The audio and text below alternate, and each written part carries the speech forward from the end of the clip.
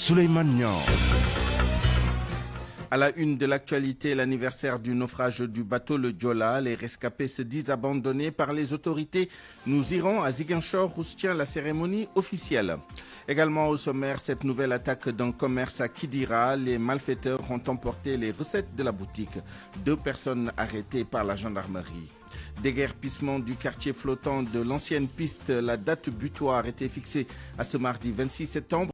Les occupants ont-ils libéré les lieux? Réponse dans ce journal. Et puis, vous entendrez les avis divergents des mécaniciens déguerpis de l'ancienne piste sur le recasement à Sébikotane. Pire, en deuil avec le rappel à Dieu du 6e khalife de Tafsir Abdou Cissé, Serigne Mansour Cissé, dont nous reviendrons sur la vie dans ce portrait qui sera proposé par Cheikh Anta Diop à Thiès. Et puis à la fin de cette édition, le journal du Gamou à Tivaouane avec nos envoyés spéciaux. El Hadj Ndiogou Diène, bonjour.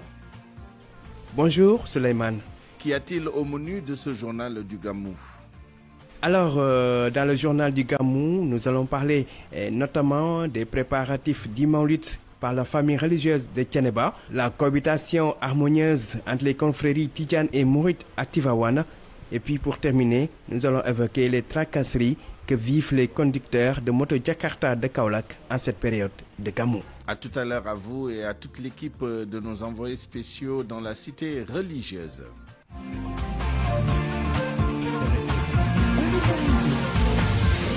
Souleymane Niang. À la mise en onde de ce journal, Alioune Ba, nous allons tout de suite à Ziguinchor où la cérémonie de commémoration du 21e anniversaire du naufrage du bateau le Joola vient de se terminer à l'instant. Lamine Ba, bonjour. Bonjour Lamine Ba.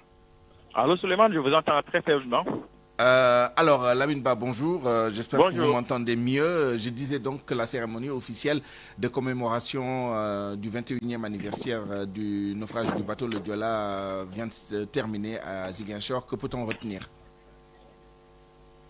Alors Souleymane, je ne sais pas si vous m'entendez, mais retenez que la grande innovation de cette année sur le plan de la forme, c'est un peu les responsables du collectif qui se sont mis en retrait au profit des buts des ordres du Joola qui sont désormais devenus majeurs. Ce sont eux qui ont animé la cérémonie, aussi bien le protocole que le discours en lieu et place du président du collectif des familles des victimes rescapées du naufrage le Joola et une certaine Sylvie Diédiou qui a pris le relais de Boubacar Ba. Dans le fond, on retient la communication qui est le contenu de la communication qui n'a pas beaucoup varié, sinon que l'essentiel des revendications ont fait l'objet de prise en charge, ont reconnu ces même si ils réitèrent toujours la volonté de voir lier certaines questions au chapitre judiciaire, à l'accompagnement à l'association professionnelle des orphelins du Joola et également ils se sont réjouis de la mise en place ou bien de l'érection du musée mémorial de le Joola qui justement s'impose aujourd'hui à côté du port de Ziguinchor. Le ministre des Forces armées, Maître Sidiki Kaba, qui a pris la parole pour les illustres disparus, il a réitéré les efforts consentis par le chef de l'État pour le développement économique et social de la Casamance. Il a également rappelé l'amélioration sensible des dispositifs de formation et d'éducation, mais également accompagné par les autorités dans le cadre de la reconstitution du tissu social et économique à travers l'ANDRAC. Sidiki Kaba qui explique qu'aujourd'hui l'État a fait beaucoup d'efforts et beaucoup de doléances aujourd'hui sont satisfaites, ce qui matérialise l'engagement résolu de l'État au développement harmonieux de la Casamance et des populations. Kaba a également parlé du musée mémorial qui a pris forme une volonté des familles des victimes qui a été matérialisée par le président de la République, Sidiki Kaba, qui au passage fait part du thème qui est les reliques du Joola. Vous le savez, c'est une revendication devenue de plus en plus en surface. Il s'agit de les restes du bateau à installer en termes de contenu dans le musée. Et donc voilà, Ce sont 3 allocutions qu'on a entendues ce matin, celle du représentant du maire de Ziguinchor, la représentante du collectif des familles et le ministre a rappelé que la délégation venue de Dakar était également composée du ministre de l'économie sociale et de la microfinance, Victor Ankadich, mais également du représentant du ministre de la Culture, secrétaire général du ministère de la Culture, Ndiaye. Merci Lamine Ba. Toutes nos excuses pour la qualité de cette liaison qui laisse à désirer. Bien sûr, nous reviendrons sur ce compte-rendu dans de meilleures conditions d'écoute avec Lamine Ba dans nos prochaines éditions. Sauver des vies en tirant les leçons du Djola, c'est le thème choisi cette année par le comité d'initiative pour l'érection du mémorial musée. Le Sénégal a-t-il tiré les leçons justement? Un colonel de gendarmerie à la retraite, Sankoum Fati, surtout oui, estime que oui, surtout côté sécurité des bateaux dont les passagers sont soumis à un contrôle strict. Selon lui, il faut sensibiliser les voyageurs qui doivent être conscients des questions de sécurité. Le colonel à la retraite Sankoum Fati au micro de Awambaye.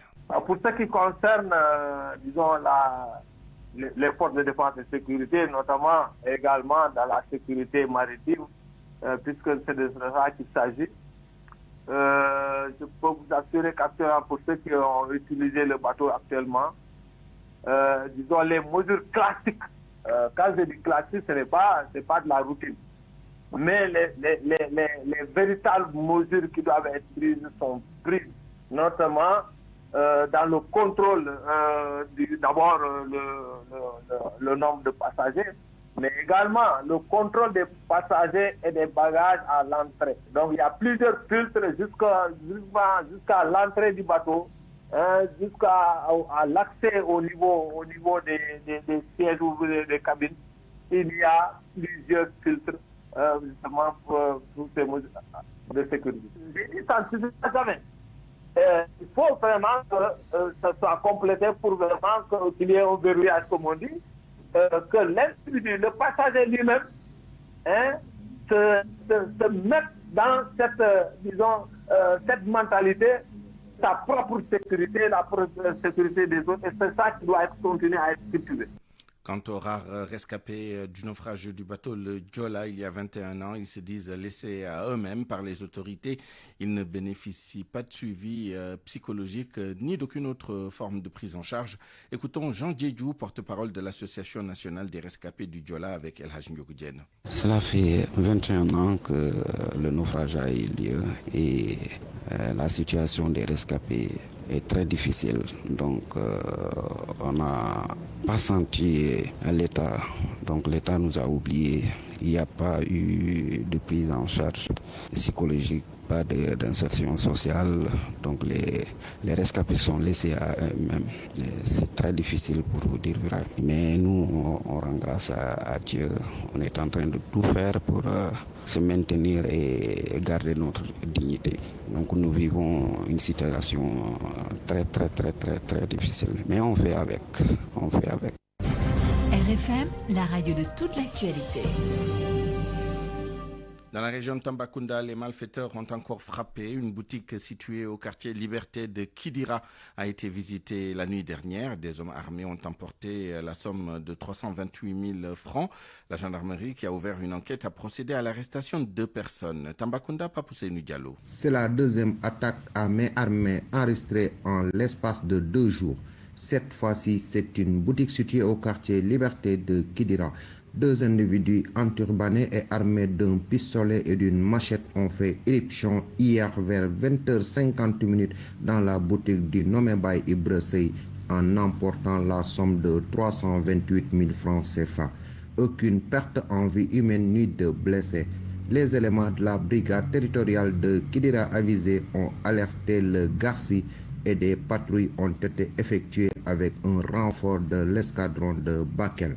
Les recherches ont permis d'interpeller 2 jeunes âgés de 21 ans et 23 ans. Lors de la première attaque perpétrée au quartier Pont de la même localité, 2 individus encagoulés encore non identifiés et armés jusqu'aux dents avaient fait éruption dans une boutique. Un des brigands a tout simplement tiré à bout portant une balle sur un commerçant mauritanien admis aux urgences de l'hôpital de Tambacounda. Pape Ousseynou Diallo, Tambacounda, RFM. Petite Frayeur ce matin à Derklé, Darussalam, le même quartier où 7 personnes sont décédées il y a quelques jours suite à une explosion d'une bonbonne de gaz. Une famille s'est retrouvée avec une bouteille de gaz défectueuse. Écoutons le témoignage d'une membre de la famille, Awatal, jointe tout à l'heure par Wambay. Nous avons acheté la bonbonne de gaz à la boutique du quartier, juste à quelques pâtés de maison de la demeure où 7 personnes ont péri. Nous nous sommes rendus compte que la bonbonne a une fuite et ma sœur a essayé de gérer la situation parce que ma mère vit avec un handicap et elle ne voulait pas l'inquiéter. C'est ainsi que mon frère qui revenait de l'hôpital a attrapé la bonbonne et l'a jetée dehors. Il n'y avait même pas de boulon, je vous le dis. Le pire a été évité de justesse. Des voisins sont venus. Certains ont pris des seaux d'eau. C'était vraiment le chaos. Nous avons les mêmes fournisseurs de gaz dans toutes les boutiques du quartier. C'est le même qui nous fournit. La famille a saisi la police ce matin. Il est 12h12. Nous avons appris ce matin le rappel à Dieu du khalife de Pire. Serigne Mansour Cissé était le 6e khalife de Tafsir Abdou Cissé et le 2e parmi les petits-fils de ce dernier. Son portrait avec Charanta Diop. Il s'en est allé, laissant derrière lui un riche héritage. Serigne Mansour Cissé, le khalife de Pire, nous a quittés ce mardi veille de la célébration du Maulid. Cet homme de Dieu était un homme multidimensionnel, un soufi. Il maîtrisait parfaitement le Coran. Décédé à l'âge de 86 ans, il avait succédé à Serigne Moustapha Cissé en 2017. Fils de Serigne Ahmadou Cissé et chantre infatigable du dialogue islamo-chrétien. La cité religieuse de Pire et la Oumma islamique ont perdu un illustre homme bien et de bien, un homme de caractère. Il était avant tout le khalife de Pire et continuateur des enseignements de Tafsir Abdou Biran Cissé. Serigne Mansour Cissé était un homme éveillé. À chaque gamou de Pire, il sermonne les politiques. Né en 1938, il était le 6e khalife de Tafsir Abdou Cissé, intronisé le 24 juin 2017, 6 ans de khalifa. Durant son règne, il a transformé Pire avec de nombreuses réalisations et l'implantation de forages dans plusieurs villages de la localité. Le Gamou, justement, les préparatifs vont bon train à Tivaouane avec ce déguerpissement des marchands ambulants aux abords de la grande mosquée. Les commerçants sont dans tous leurs états. Selon eux, certains ont payé jusqu'à 20 000 francs CFA pour l'achat des étals. Ils demandent aux agents municipaux d'être plus cléments. Salimata Ao. C'est un jeu de cache-cache entre policiers et marchands ambulants. Les abords de l'école 3 et de la grande mosquée de Tivaouane interdits aux vendeurs. Une situation que dénoncent ces commerçants. Depuis 2 jours, c'est le même problème avec la mairie et la police. Nous venons tout le matin ici exposer nos marchandises, mais ils nous chassent comme des mouches. Et pire, ce sont des marchandises que nous avons achetées à crédit. Nous devons rembourser. Et avec la pluie, ce n'est pas évident. Dans son jean bleu, déteint par le chaud soleil, Omar déclare avoir déboursé 20 000 francs pour exposer ses marchandises devant cette maison. Chaque année, c'est ici que j'expose mes marchandises et je paye 20 000 francs au propriétaire de la maison, mais je risque d'être le grand perdant. Et cela fait 2 jours que je n'ai pas vendu une seule robe. Ces marchands ambulants demandent indulgence et compréhension de la part de la police et de la mairie. Ils veulent profiter du Gamou qui constitue une aubaine pour eux. Les autorités locales n'ont qu'à aider ces jeunes. Ils veulent travailler. Ce sont des situations qui poussent ces jeunes à tenter l'immigration irrégulière. Salimata Ao, Tivaouane, pour la radio Futur Média. Autre déguerpissement, mais qui n'a rien à voir avec le Mauloud, les mécaniciens et autres travailleurs de l'ancienne piste ici à Dakar sont sommés de quitter les lieux dès aujourd'hui. Un tour sur place nous a permis de savoir que beaucoup ne sont pas prêts à libérer le site. Certains même s'opposent catégoriquement, pendant que d'autres trouvent des anomalies à leur futur nouveau site de recasement qui se trouve à Diamniadio. Reportage Boubacar Dian. Devant une tapisserie, marteau à la main, cet ouvrier tape de toutes ses forces sur un morceau de métal pour enlever ce qui reste du pare-brise cassé d'un taxi. Matar Biteye est tapissier. Il a passé toute sa carrière ici à l'ancienne piste. Il ne compte pas bouger de son lieu de travail. Parmi nous, il y a des mécaniciens, des fondeurs, des tôliers et autres. Donc, prendre tout ce beau monde et les amener à Diamniadio, c'est irréfléchi, à mon avis.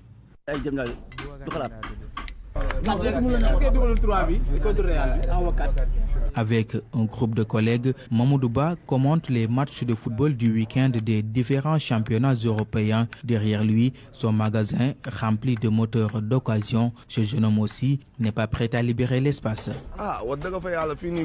En toute franchise, beaucoup d'entre nous n'ont pas encore déplacé leur véhicule. Vous pouvez faire le tour des garages pour voir. Seuls quelques-uns l'ont fait. Me concernant, je ne pense pas bouger d'ici pour le moment.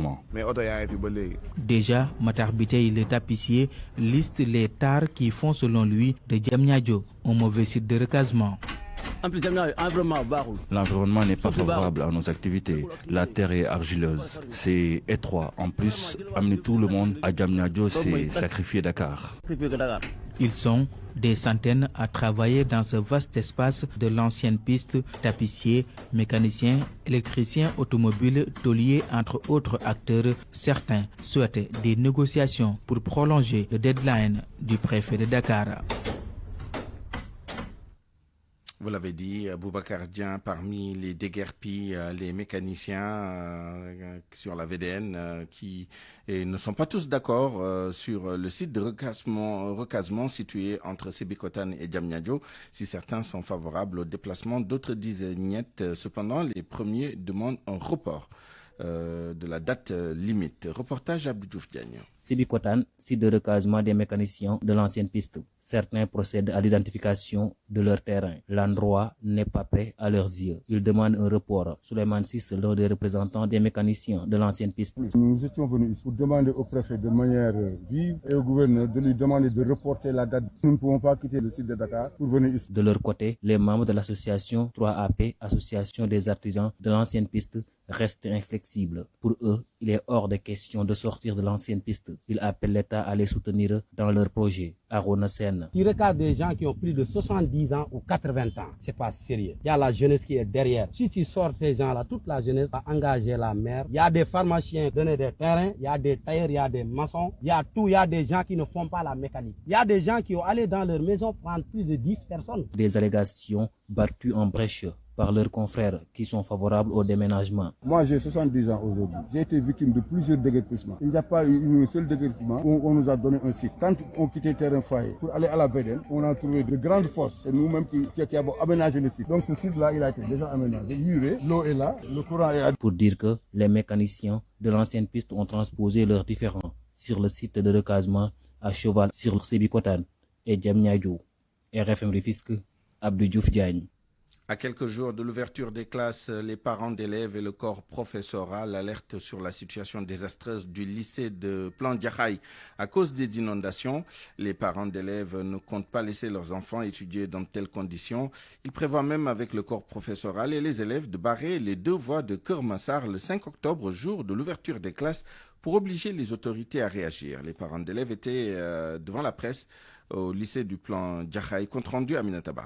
Les parents d'élèves du lycée Plan Diakhaï haussent le ton pour exprimer leur indignation face au mauvais état de l'établissement depuis 2 ans à cause des inondations. Sorna Diarra Thioub, présidente des parents d'élèves du lycée Plan Diakhaï. Très écœurée en tant que parent, en tant que maman. Je ne peux même pas parler parce que la situation est tellement déplorable qu'on ne peut même pas la qualifier. Vous avez vu les herbes, l'eau là est restée stagnante depuis 2 hivernages. Donc il y a même des risques de piton. Très inquiets, les parents d'élèves et le corps professoral comptent descendre dans la rue le 5 octobre prochain, jour de l'ouverture des classes. Le corps professoral, les élèves et l'administration et les parents d'élèves ont prévu de barrer la route le 5 Inch'Allah, afin que l'État puisse nous entendre. Tchad du mouvement Y en a marre s'engage dans la lutte pour la réhabilitation du lycée. Nous avons tous constaté que leur aire de jeu, là où ils doivent faire leur éducation physique, est impraticable. Depuis 2 ans, ça montre le manque de professionnalisme de notre État, ça montre le manque de respect de notre État envers des populations. C'est inadmissible. Il y a même des reptiles sous les eaux. Comment est-ce que cet État peut prendre 18 milliards pour réhabiliter une corniche ouest alors que 100 millions suffiraient pour régler ce problème de cette école? La direction du lycée Plondiaray et les parents d'élèves déclarent avoir fait appel à plusieurs reprises aux autorités et aux entreprises installées à Kermessar, mais jusque-là aucune réponse favorable. Aminata Ba, Kermessar, Radio Futur Média. En mode politique avec la réunion du conseil municipal de Mbacké dans une atmosphère électrique, c'était hier. Les échanges ont été parfois très houleux entre le 7e adjoint et le maire de Mbacké, Galoba. Il a été l'occasion, ce conseil, d'interpeller la municipalité sur la problématique de l'éclairage public suite au cas d'agression mortelle dans la commune depuis un certain temps. Pape Balébé. Attaqué par son 7e adjoint, en l'occurrence Baragay, directeur du SNEPS pour sa gestion jugée opaque de la municipalité, le maire de Mbacké, toute griffe d'or, s'est défendu sans prendre de gants. On ne peut pas interpeller un maire comme on veut. Et ça, moi, je l'accepte pas. Je ne l'accepte pas de personne. Le calme revenu, les conseillers municipaux et le maire ont échangé sur les points à l'ordre du jour. La sécurité et l'éclairage public au cœur des débats. Galoba entend prendre toutes les mesures nécessaires pour satisfaire les doléances des populations. Le réseau a été étendu, l'éclairage public s'en est suivi, on a mis des consoles partout et je pense qu'aujourd'hui Mbacké est mieux éclairé. Mais on en fera toujours davantage et j'ose espérer que dans les prochains mois également, cette force sera maintenue et renforcée pour permettre aux populations d'avoir un éclairage à la dimension de leurs attentes, mais également qui soit en mesure de dissuader les malfaiteurs du période sécuritaire. Interpellé sur la situation des agents du FERA, restés près de 7 mois sans salaire, le ministre de la fonction publique et maire de Mbacké apporte des précisions pour autant. C'est une situation déplorable parce que ce sont des agents qui sont là depuis plus de 6 mois, 7 mois qui n'ont pas encore perçu leur salaire pour des raisons de budgétaire au niveau du FERA. Je ne cesse d'interpeller le DG du FERA. Nous invitons les travailleurs à beaucoup faire preuve de patience parce qu'ils ont déjà eu cette patience-là et nous les remercions pour cela. Mais j'espère bien que cette situation va bientôt être un mauvais souvenir. L'ouverture prochaine du stade et la gestion très attendue, le maire de Mbacké invite les jeunes à la patience afin de prendre toutes les garanties nécessaires avant la réception définitive du stade. Ibegei, Papa Balégé, Mbacké, Radio Futur Média. RFM. L'actualité internationale. Le journal international avec vous, Georges Détié-Diop. Bonjour. Bonjour, Souleymane. Report de l'élection présidentielle malienne, la classe politique divisée. Si certains sont en phase avec le gouvernement de transition, d'autres expriment leurs craintes. Reportage Zanga Abdoulaye Ouattara. Depuis l'annonce du report de la présidentielle, les réactions au sein de la classe politique malienne fusent de partout. Issa Kaoudim, président de l'ACRT Faso Kawele, est clair. La priorité n'est pas les élections. L'élection ne doit pas être un facteur aggravant de la situation au pays. Donc aujourd'hui, ce qui a été dit par le ministre de l'administration territoriale, nous pensons que c'est une décision sage. Nous estimons aujourd'hui que la priorité, ce n'est pas les élections. À Issa Kaoudim de poursuivre que l'urgence est la sécurité des personnes, leurs biens. C'est aussi recouvrir notre souveraineté sur l'ensemble du territoire. C'est aussi trouver un accord avec la CEMA sur la base de la République. Notre rôle en tant que politique, pas pour des questions seulement techniques, mais pour sauver le Mali. Parce que ce qui urge aujourd'hui, c'est de sauver le Mali. Du côté du parti Yelema, ce report n'est pas étonnant. Amidou Doumbia, secrétaire politique, craint tout de même. Nous, ça ne nous a pas étonnés, même si la forme pas très appropriée amène des inquiétudes. Ce qui est le problème, c'est qu'on ne sait pas quand. Qu'est-ce que c'est que le léger report? C'est de 1 mois, c'est de 2 mois, c'est de 3 mois, c'est de 6 mois. Il indique par ailleurs que son parti n'est pas convaincu par les raisons du report évoquées par les autorités de la transition. Nous ne sommes pas convaincus, d'autant plus que les raisons qu'il évoque, il y avait toutes ces raisons, mais ça n'a pas empêché le référendum de se tenir. Mais nous ne le comprenons pas, c'est très flou. À noter que le gouvernement, dans son communiqué, a décidé d'organiser exclusivement l'élection présidentielle pour sortir de la transition. Les autres scrutins seront organisés par les futures autorités. Zanga Abdoulaye Ouattara, Bamako, Radio Futur Média. Le gouvernement qui justifie le report par des raisons techniques, raisons pas suffisantes selon le président de l'Observatoire pour les élections et la bonne gouvernance au Mali, Ibrahima Sango, déplore également cette annonce faite par le gouvernement. Pour lui, cette mission incombe à l'autorité indépendante de gestion des élections. Je lège qui est chargé de la gestion des élections en République du Mali. Ce n'est pas le ministère de l'administration territoriale. Maintenant, dans le fond, ce qu'on constate, c'est que pour nous, ce n'est pas des raisons valables. Ça fait 3 ans que la transition a cours au Mali. Et si aujourd'hui, le gouvernement dit qu'on ne peut pas tenir les élections en février 2024, alors que le référendum a été tenu sur la base d'un fichier électoral, et cela pose des questions. Ce n'est pas une raison suffisante parce que 5 milliards, et le gouvernement de la République du Mali peut développer 5 milliards pour avoir la base de données de la vérité. Ce n'est pas la mer à boire, à notre avis. Les 6 grandes élections qui avaient été annoncées par le gouvernement étaient irréalisables en République du Mali. À notre avis, on peut organiser l'élection présidentielle et les élections législatives pour mettre fin à la transition. Retrait des troupes françaises au Niger. La junte au pouvoir vote un cadre négocié. Le gouvernement a rappelé dans un communiqué lu à la télévision que le calendrier doit être établi dans un cadre négocié et d'un commun accord pour une meilleure efficacité. Le président français Emmanuel Macron avait annoncé le retrait du Niger des soldats français d'ici la fin de l'année et le retour de l'ambassadeur à Niamey, Sylvain Ité, dans les prochaines heures. 2 exigences des militaires ayant pris le pouvoir le 26 juillet dernier. Le régime nigérien dit attendre que cette déclaration soit suivie d'actes officiels des autorités françaises compétentes. Au Nigeria, 16 personnes, 14 étudiants et 2 travailleurs libérés après leur kidnapping. Ils ont été enlevés la semaine dernière par des hommes armés qui avaient attaqué leur université dans le nord-ouest de l'état de Zamfara. Dimanche, dans ce même état, des hommes armés avaient tué 8 personnes et enlevé au moins 60 autres dans 2 communautés à environ 60 km de l'université. Une délégation saoudienne en Cisjordanie, une première depuis 1993. Elle est à Jéricho en Cisjordanie, occupée justement délégation conduite par Naïef al-Soudari, nommé récemment ambassadeur du Royaume pour les territoires palestiniens. C'est la première visite, vous l'avez dit, d'une délégation officielle saoudienne en Cisjordanie depuis les accords de paix israélo-palestinienne d'Oslo en septembre 1993, accord ayant permis l'établissement de l'autorité palestinienne. Naïef al-Soudari doit présenter ses lettres de créance au président palestinien Mahmoud Abbas lors d'une rencontre à Ramallah. Cette visite intervient alors qu'Israël et l'Arabie saoudite tentent de normaliser leurs relations, une situation qui inquiète Souleymane, les Palestiniens. Merci Georges Diop. RFI Sport.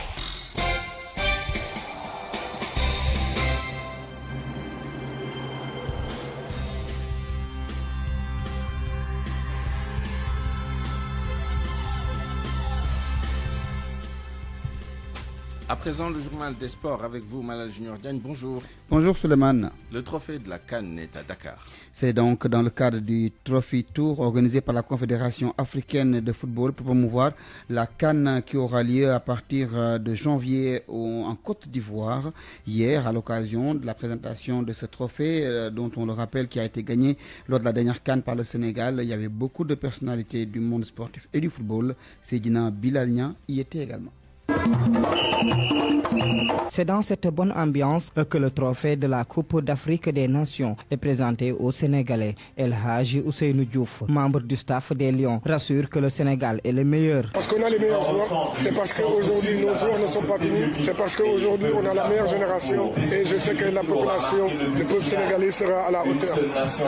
J'ai vu mon équipe jouer contre l'Algérie, ils ont été exceptionnels, extraordinaires, il manquait que le but. J'ai joué au football, je connais le haut niveau, je sais que des fois quand ça ne veut pas rentrer, ça ne rentrera pas, c'est ce qui nous est arrivé. Concernant la baisse de forme du gardien des Lions, Edouard Mendy, El Hadji Ousseynou Diouf est très optimiste. Il reste convaincu qu'il fera une très bonne CAN. Mais Edouard c'est un gardien de but, il va encore encaisser, ce qui est normal. Mais moi, le talent et le caractère d'Edouard, je ne me fais pas de soucis pour ça et je sais qu'il va revenir meilleur. Edouard, il va nous faire encore gagner la Coupe d'Afrique. Sophie Gladima, ministre du Pétrole et des Énergies, félicite cette bonne organisation de la présentation du trophée. Félicitations renouvelées à l'endroit de la Fédération sénégalaise de football et d'appel à la mobilisation autour de notre équipe nationale de football. La notoriété, le symbole très fort et l'image positive du trophée de la CAN Total Énergie constitue une opportunité pour tous les pays qui auront le privilège de l'accueillir, particulièrement pour le Sénégal, champion d'Afrique en titre, ouvre cette tournée.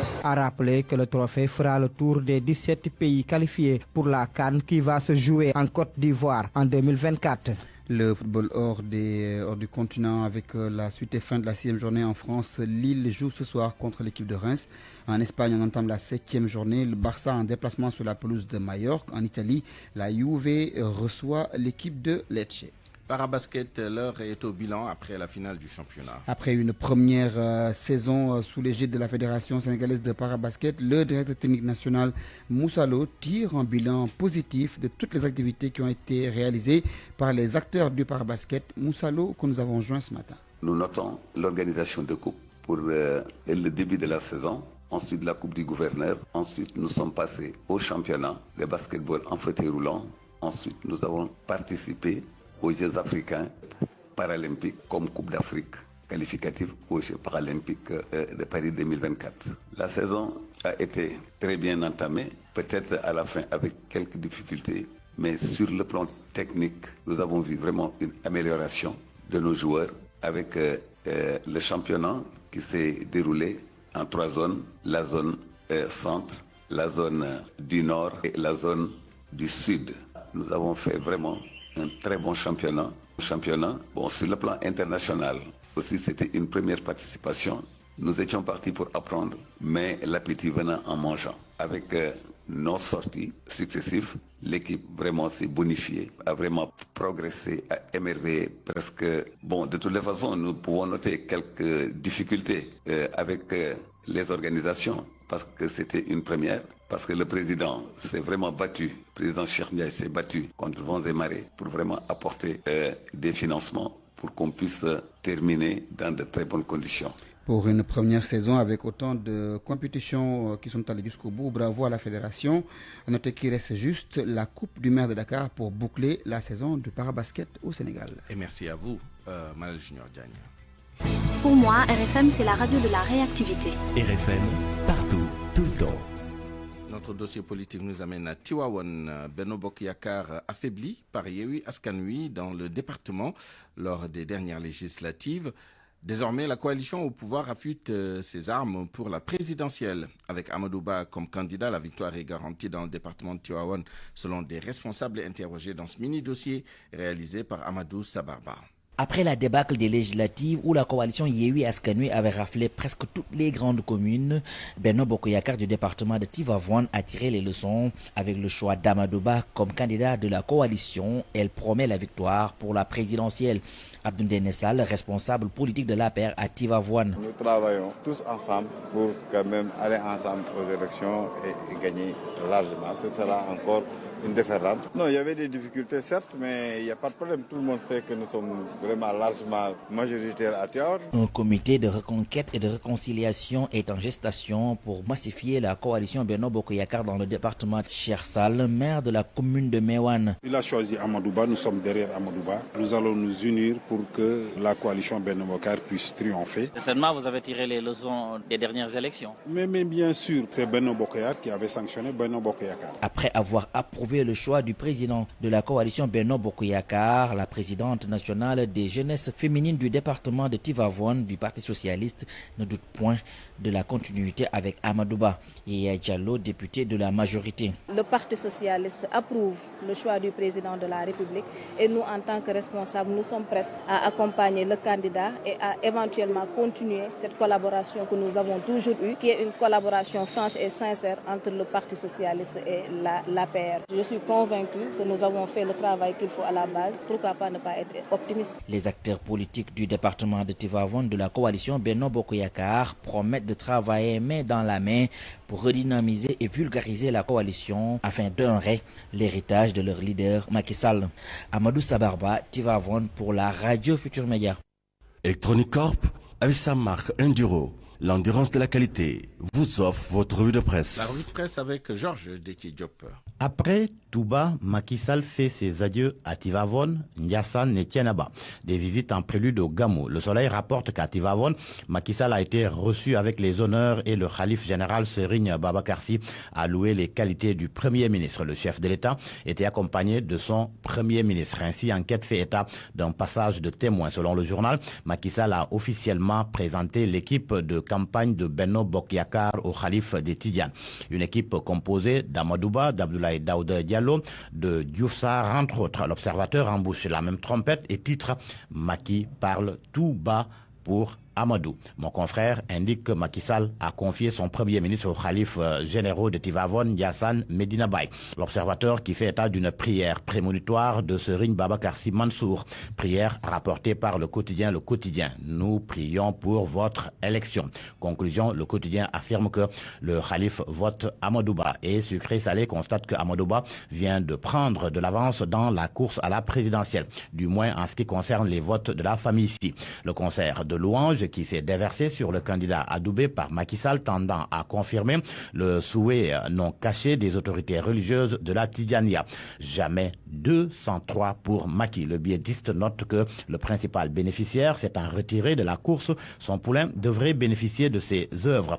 Reste à voir si Amadouba va conclure l'essai auprès des autres confréries et surtout si les électeurs seront en phase avec leur guide. En tous les cas, les journaux comme Tribune, Les Échos soulignent que Macky bat campagne pour Amadouba. Vox Populi renchérit que Macky joue les VRP pour son candidat. Pendant ce temps, le journal LAS s'intéresse au khalife de Medina Baye, Cheikh Mahi Niass, le khalife organique.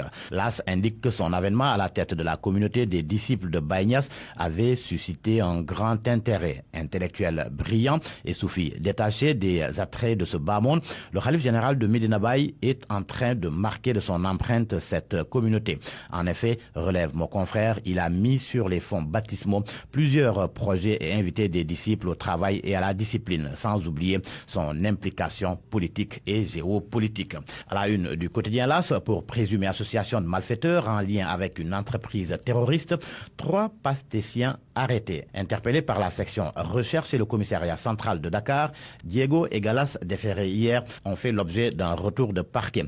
Ils sont accusés d'être de connivence avec Nafissatou Gueye, à qui les enquêteurs reprochent d'avoir financé les jeunes pour la fabrication des cocktails Molotov. Un coup d'œil dans le journal Sud Quotidien, il est question de la hausse continue des prix des denrées, de la vie chère entre autres. Quand les Sénégalais trinquent, s'exclame le journal. En 2022, l'inflation des prix à cause de la pandémie de la Covid-19 et la guerre en Ukraine avait impacté les ménages. L'État du Sénégal avait dès lors pris des initiatives et donné des directives d'application immédiate pour soulager les ménages. Toutefois, il est regrettable de constater, selon le journal, que l'effet attendu n'a pas eu lieu. Les ménages continuent de trinquer. Le journal Sud Quotidien qui donne la parole à Amadou Toubanian, chef du service régional du commerce de Dakar. Il déclare que la fixation des prix de certaines denrées est caduque depuis le mois d'avril. Quant à Mor Gassama, économiste, il confie que l'État doit revoir sa politique de subvention. Sud Quotidien qui évoque par ailleurs le naufrage du bateau le Diola, l'impossible deuil. Aujourd'hui, 26 septembre 2023, marque la 21e année du naufrage du bateau le Diola. Après plusieurs années, ce drame qui a coûté la vie à des milliers de personnes reste l'accident maritime le plus tragique au monde. Le journal affirme que depuis cette nuit cauchemardesque, les familles des victimes égrènent un chapelet de doléances dont certaines ne sont pas toujours résolues. Vox Populi parle également de la 21e commémoration du naufrage du bateau le Diola et informe que des cérémonies de recueillement sont prévues au cimetière de Mbao, à Dakar et à Ziguinchor. À vos kiosques et bonne lecture. Electronic Corp, avec sa marque Enduro, l'endurance de la qualité, vous a offert votre revue de presse. À 12h38, c'est la fin de cette édition. Je vous remercie de l'avoir suivi. Merci à toute l'équipe qui l'a préparé et réalisé. Chef d'édition Awambaï avec l'assistance de Mamas Toukan, à la mise en onde d'Aliounba, Digital Maïsambaï, à la